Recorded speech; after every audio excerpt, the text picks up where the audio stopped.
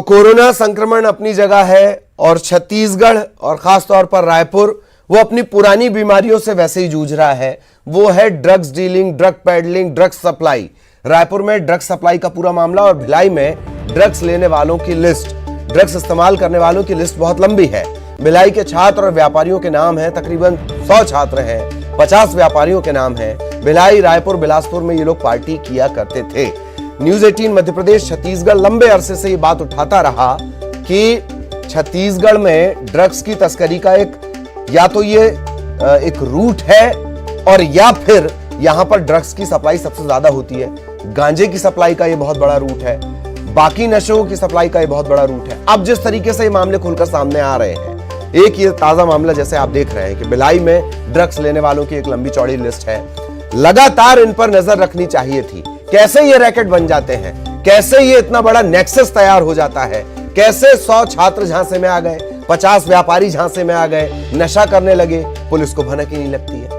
ममता हमारे साथ लगातार बनी हुई है। ममता, लिस्ट सामने आई है, 100 छात्र हैं, 50 व्यापारी हैं और ये बता रहा है कि भिलाई में अगर ये स्थिति है तो फिर ये बेमानी है कि हम कस्बाई इलाकों के बारे में चर्चा करें या उन रूट की चर्चा करें जहां से ड्रग्स, गांजा सप्लाई होता है छत्तीसगढ़ के मार्फत दूसरे राज्यों में भी। ममता, देखिए, अगर हम बात करें कि पुलिस अगर इस बात को लेकर कहती है कि अब सारी चीज़ें को खुलासा हो रहा है तो कहीं ना कहीं ये बेहद शर्मनाक भी है और इसको ये भी मान के चलना चाहिए कि पुलिस का जो सूचना तंत्र है, जो खुफिया तंत्र है, वो बेहद ख़राब रहा है और उसकी अगर हम बात करें कि जिस तरीके से आंखें चौकन्नी होनी चाहिए ये नहीं रही है, कहीं ना कहीं लापरवाही बरती गई है।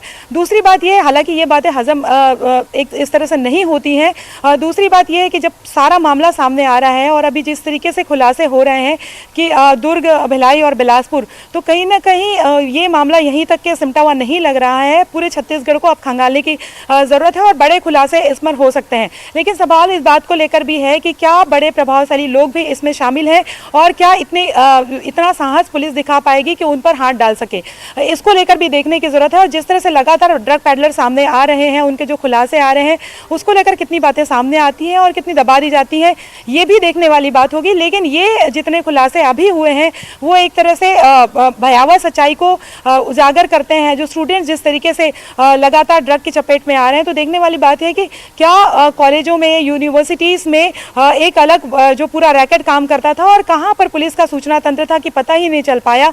और जिस तरीके से जब कोकीन पकड़ाई थी शुरुआत में और 2 लोग पकड़ाए थे, तब भी हमने सवाल किया था कि सर, क्या आपको जब पहली दफ़ा पकड़ाए तो क्या वो आश्चर्य लगा था पुलिस को या आपको लगा था कि ऐसा हो सकता है? तो इस बात को लेकर पुलिस ने गोलमोल जवाब दिया था।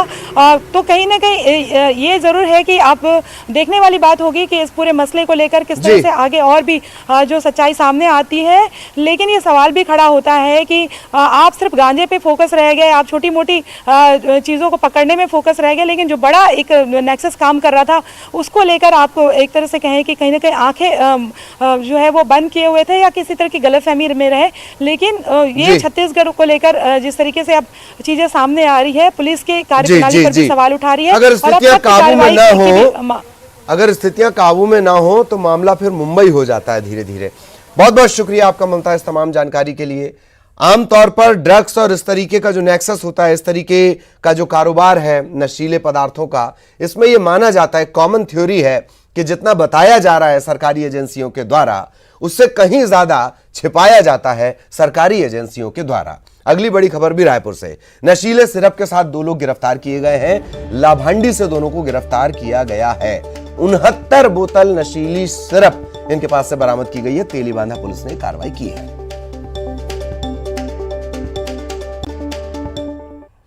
खबर रायपुर से। व्यापारी को बदमाशों ने चाकू मार दिया है। कोंडागांव के व्यापारी को चाकू मारकर बदमाश फरार हो गए। व्यापारी इसरार अहमद मेकाहारा में से भर्ती करवाया गया है। रेड सिग्नल पर इनकी कार खड़ी हुई थी और उसी दौरान चाकू मारने की वारदात को अंजाम दिया गया। कार सवार व्यापारी को 4 बदमाशों ने चाकू मारा है।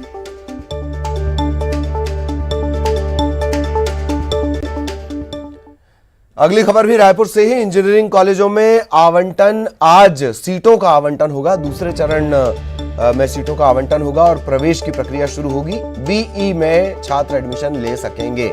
अब तक 3107 छात्रों ने रजिस्ट्रेशन कराया है। 20 अक्टूबर तक प्रवेश की प्रक्रिया चलेगी।